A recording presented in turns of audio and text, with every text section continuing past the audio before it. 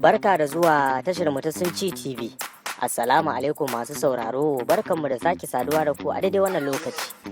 A nan ne za mu nuna muku bidiyon da Mansura Isa wato matar fitaccen jarumin fina-finan Kannywood din nan mai suna Sani Musa Danja ta sake fim ɗinta a jiya Juma'a wato 29 ga watan Oktoba kenan.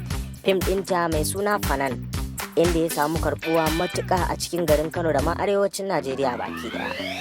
Ga da yadda shagalin fina-finan ya kasance da zabafan hotunan da aka sake a wurin. Ku sha kallo lafiya.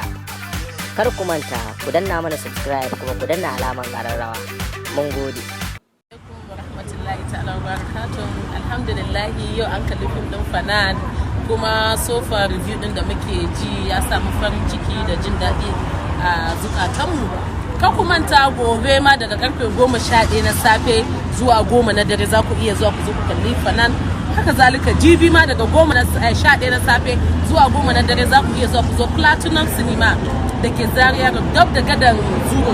Kafin ku kai gadan Zuro za ku iya zuwa ku zo kalli fim Fanan har tsawon wata daya.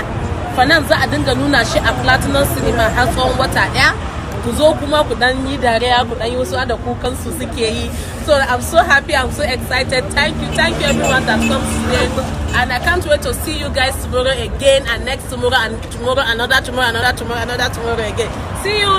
One love.